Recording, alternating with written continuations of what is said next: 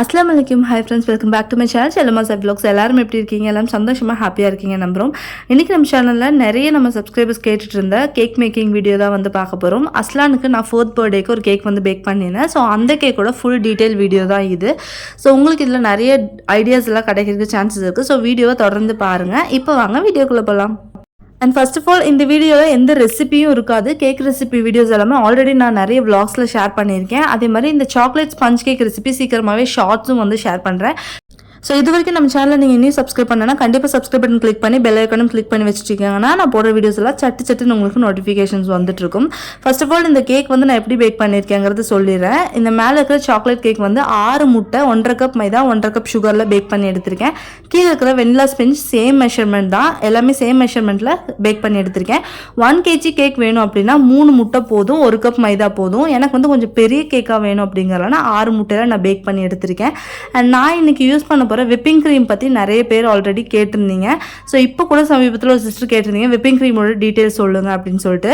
Whipping cream வந்து பார்த்தீங்கன்னா என்னை பொறுத்த வரைக்கும் இந்த பிராண்ட் தான் அப்படின்னு சொல்லிட்டு ஃபர்ஸ்ட் நான் யூஸ் பண்ணிட்டு இருந்தேன். வெப்டாப் வந்து யூஸ் பண்ணிட்டு இருந்தேன். எனக்கு ரொம்பவே பிடிச்சது. டெல்லியில் எனக்கு நார்மலாக கிடைக்கிற ஒரு பிராண்டு. அது வந்து ஆன்லைனில் போட்டால் மட்டும்தான் எனக்கு அவைலபிளாக இருந்துச்சு. ஸோ அர்ஜென்ட்டுக்காக நான் வாங்குறது வந்து பார்த்தீங்கன்னா க்ரீம் பெல் வந்து யூஸ் பண்ணிக்கிட்டு இருக்கேன். அதுவுமே எனக்கு ரொம்ப பிடிச்சது. பட் இந்த பிராண்ட்ஸ் எல்லாம் அங்கே அவைலபிளாக இருக்கா, நம்ம தமிழ்நாட்டில் அவைலபிளாக இருக்காங்கிறது எனக்கு தெரியல. ஸோ அப்படி அவைலபிளாக இருக்குன்னா கண்டிப்பாக நீங்கள் எனக்கு அந்த டீட்டெயில்ஸ் வந்து ஷேர் பண்ணுங்கள்.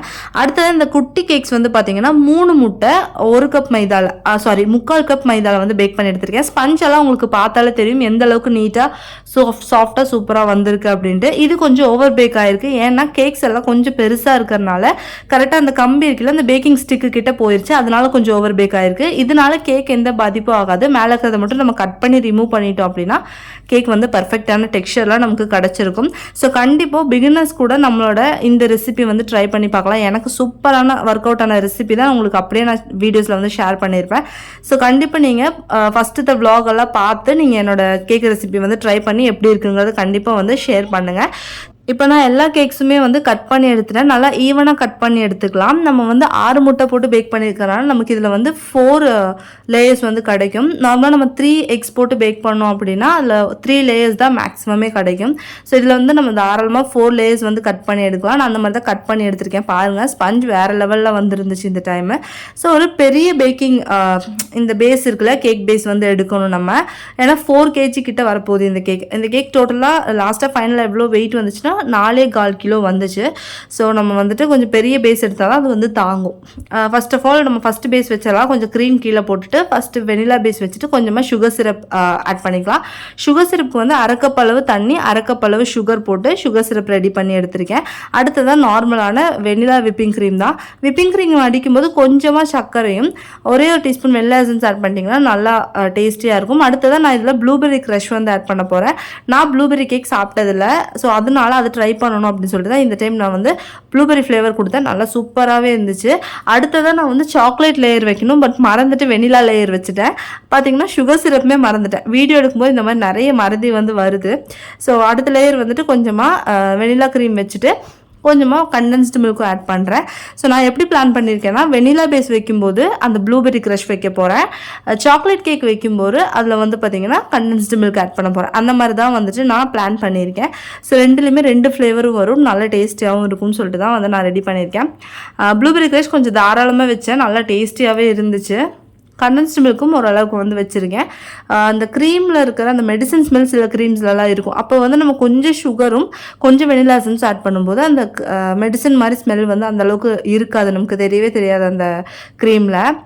சில க்ரீம் நான் வந்து ட்ரை பண்ணும்போது நான் வந்து அது ஃபீல் பண்ணியிருக்கேன், கொஞ்சம் மெடிசன் ஸ்மெல் இருக்கிற மாதிரி. ஸோ நான் எல்லா க்ரீம்லேயுமே வந்து நார்மலாக வெனிலா எசன்ஸும் கொஞ்சமாக சுகரும் போட்டு அடிச்சிருவேன். இப்போ ஃபுல்லாக க்ரம் கோட் பண்ணி வச்சிடலாம். கேக் வந்து பார்த்திங்கன்னா கிட்டத்தட்ட 12 லேயர்ஸ் கிட்ட இருக்குது. கீழே இருக்கிற கேக்கு 12 லேயர்ஸ்க்கு மேலேயே இருக்குது. ஸோ அதனால கண்டிப்பாக நம்ம வந்து ஸ்டேக் பண்ணணும். அதுக்கு வந்து நான் ஸ்ட்ரா தான் வந்து எடுத்திருக்கேன். இந்த மாதிரி ஸ்ட்ரா நார்மலாக இந்த பேக்கிங் கடை ஐட்டம்ஸ் எல்லாம் கிடைக்கல, அந்த கடைகளே கிடைக்கும், நம்ம வந்து கேட்டு வாங்கிக்கலாம். கட் பண்ணி மெஷர் பண்ணிட்டு நீட்டாக வந்துட்டு அதை ரெடி பண்ணிவிட்டு மேலே வந்து க்ரீம் வச்சு மோல்ட் பண்ணி விட்டு சின்ன கேக்ஸுக்குமே சேம் ப்ரொசீஜர் தான். கொஞ்சமாக வெனிலா க்ரீம், அப்புறம் ப்ளூபெர்ரி எசன்ஸு ப்ளூபெர்ரி க்ரஷ்ஷு, அடுத்ததாக கொஞ்சமாக சாக்லேட் க்ரீம், அப்புறமா கண்டென்ஸ்டு மில்க் இந்த மாதிரி தான் வந்து அதையும் ரெடி பண்ணி எடுத்துட்டேன். எனக்கு கீழே இருக்கிற பேஸ் ரொம்பவே கோணையாக போயிடுச்சு. ஏன்னா என்னோடய பேக்கிங் ட்ரே வந்து கொஞ்சம் சரிவானதாக வாங்கிட்டேன். ஸோ அந்த மாதிரி வாங்காதீங்க. ஸ்ட்ரைட்டாக இருக்கிற பேக்கிங் ட்ரேவே வாங்க, அப்போ தான் கரெக்டாக வரும். இது எந்த அளவுக்கு கோணையாக போயிருக்குன்னு பாருங்கள். அதை நான் எப்படியே பூசி மொழிகி ஒரு வழியாக கொண்டு வந்துட்டேன். இன்னொன்று எனக்கு கேக் லைட்டாக ஸ்லாண்டிங்காக தான் வேணும், அதனால எனக்கு அது பெருசாக தெரியல. அண்ட் விப்பிங் க்ரீம் ரெடி பண்ணி எடுத்துகிட்டு கொஞ்சம் விப்பிங் க்ரீம் மட்டும் ஒரு பவுலில் தனியாக மாற்றிக்கிட்டேன். அதில் வந்து பிங்க் கலர் வந்து ஃபர்ஸ்ட் ஆஃப் ஆல் கொடுக்க போகிறேன். இந்த கலருக்கு வந்து ராஸ்பெரி ரெட் தான் வந்து யூஸ் பண்ணியிருக்கேன். லைட்டாக யூஸ் பண்ணால் நல்லா இந்த மாதிரி பிங்க் கலர் வந்து கிடைக்கும். அதை வந்து ஒரு பைப்பிங் பேக்கு மாற்றிட்டு நம்ம கீழே இருக்கிற லேயர் ஃபுல்லாகவே வந்துட்டு இந்த கலர் தான் வந்து கொடுக்க போகிறேன். எனக்கு வந்து நிறைய டிஃப்ரெண்ட்டான கலர்ஸ், எல்லா கலர்ஸுமே கேக்கில் வர்ற மாதிரி இருக்கணுங்கிறனால நான் வந்து இந்த மாதிரி ரெடி பண்ணிகிட்ருக்கேன். ஏன்னா ஒரு ரெயின்போ தீமில் கேக் வேணும் அப்படிங்கிற மாதிரி ஒரு யோசனை இருக்குது. ஸோ அதனால நான் எனக்கு தோணுன மாதிரி கலர்ஸ் வந்து கொடுத்துட்ருக்கேன். ஃபர்ஸ்ட் ஆஃப் ஆல் கீழே வந்து ஃபுல்லாக பிங்க்கில் வந்துட்டு கலர் கொடுத்துட்ருக்கேன் விப்பிங் க்ரீமில்.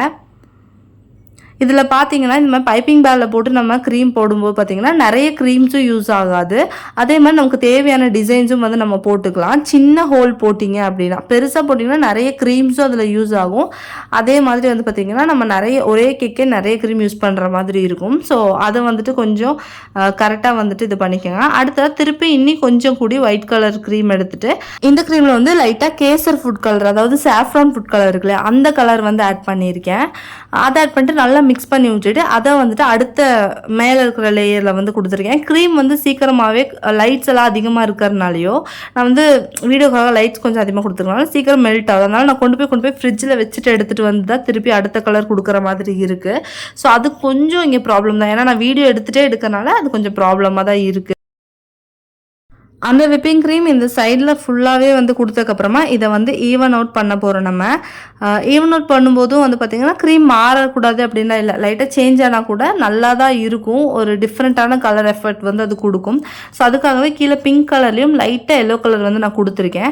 ஸோ அதோட லைட் ஷேடு வந்து அடிக்கிற மாதிரி இருக்கும், நல்லாயிருக்கும். ஃபுல்லாக வந்து ஈவன் பண்ண அப்புறமா கேக் வந்து பார்க்குறதுக்கு இப்படி தான் இருக்குது. அதுக்கப்புறமா இது எனக்கு 2 கலர் மட்டும்தான் இருக்கிற மாதிரி இருந்துச்சு. சரி, இதில் கொஞ்சம் லைட்டாக க்ரீன் கலர் வர்ற மாதிரி இருக்கணும்னு சொல்லிட்டு லைட்டாக அங்கங்கே வந்துட்டு க்ரீன் கலர் க்ரீம் கொடுத்துட்டு அதையும் வந்து லைட்டாக ஈவன் பண்ணி விட்டேன். அதே மாதிரி எனக்கு கேக் ரொம்ப ஈவனாகவும் வேணாம், லைட்டாக ஏனாதானு இருந்துச்சுனாலும் நல்லா இருக்கும்னு தோணுச்சு. அதனால நான் ரொம்ப கரெக்டாக ஐசிங் கொடுக்காம சும்மா ஏனாதானு மட்டும் ஐசிங் கொடுத்துருக்கேன்.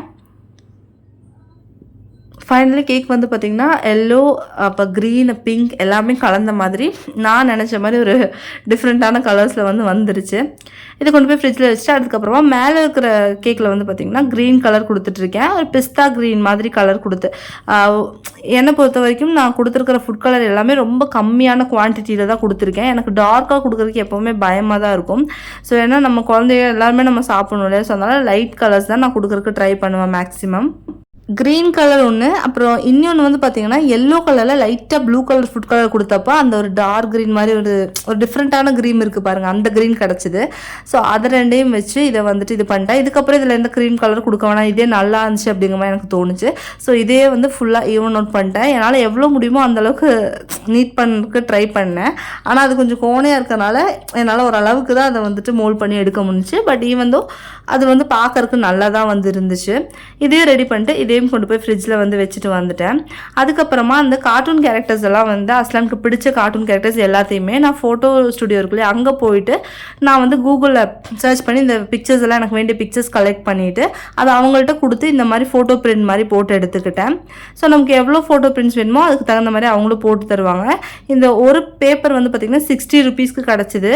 அந்த மற்ற 4 பிக்சர்ஸும் 60 ருபீஸ், அந்த மாதிரி 120 ருபீஸ்க்கு வந்துட்டு இது பண்ணி கொடுத்தாங்க. ஸோ நீங்கள் ஃபோட்டோ ஷாப்ஸ் நார்மலாக ஜெராக்ஸ் இருக்கிற கடையில் கூட போயிட்டு இந்த மாதிரி ஃபோட்டோ பிரிண்டில் இந்த மாதிரி எனக்கு இந்த இமேஜ் வேணும்னு கேட்டிங்கன்னா இந்த மாதிரி இமேஜ் வந்து கொடுத்துருவாங்க. ஸோ அதை வந்து நீங்கள் பர்ச்சேஸ் பண்ணிட்டு வந்துட்டு நீங்கள் இந்த மாதிரி கட் பண்ணி எடுத்துக்கலாம். நான் எல்லாமே கட் பண்ணி எடுத்துட்டேன்.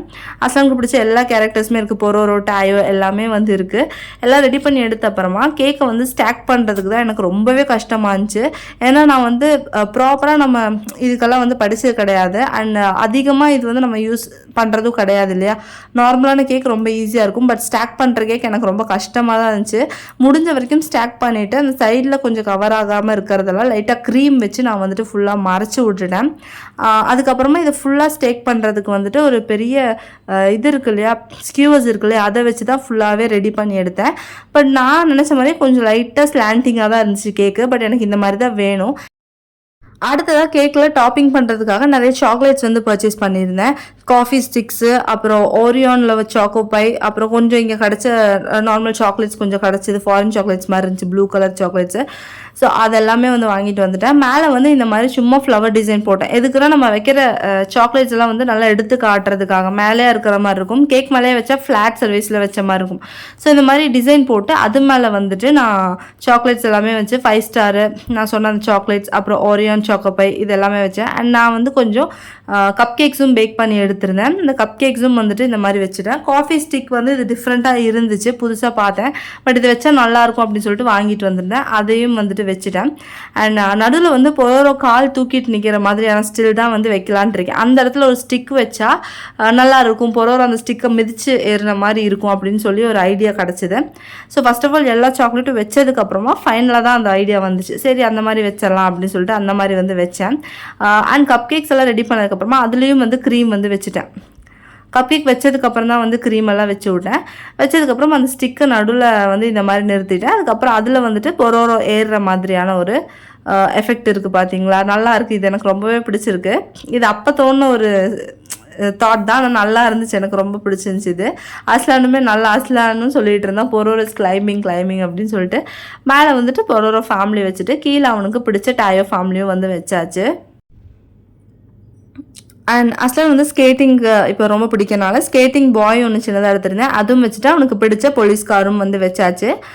எல்லாமே அவனுக்கு பிடிச்ச கேரக்டர்ஸ் பார்த்து எடுத்து அதில் வந்து நான் வச்சுருக்கேன். ஃபைனலாக கேக் வந்துட்டு நம்ம டாப்பிங் எல்லாம் வச்சு ரெடி பண்ணியாச்சு. அடுத்ததாக இந்த கேக் டாப்பர் இருக்குல்ல, ஹாப்பி பர்த்டே டாப்பர் வந்து வாங்கிட்டு வந்திருந்தோம். ஸோ அதை எங்கே வைக்கிறதுன்னு தான் ரொம்ப பெரிய இதாக இருந்துச்சு. ஏன்னா வச்ச டாயோவில் பாதி பேர் மறைஞ்சு போயிடுறாங்க, சாரி பொரோரோவில் பாதி பேர் மறைஞ்சிட்றாங்க. அஸ்லான் ஒரு கேரக்டராக பேர் சொல்லி எங்கேன்னு கேட்டே இருக்கான். ஸோ அதை வந்து கொஞ்சம் முன்னாடியே வச்சுட்டு அவனுக்கு அந்த கேரக்டர்ஸும் தெரியற மாதிரி வந்து வச்சாச்சு.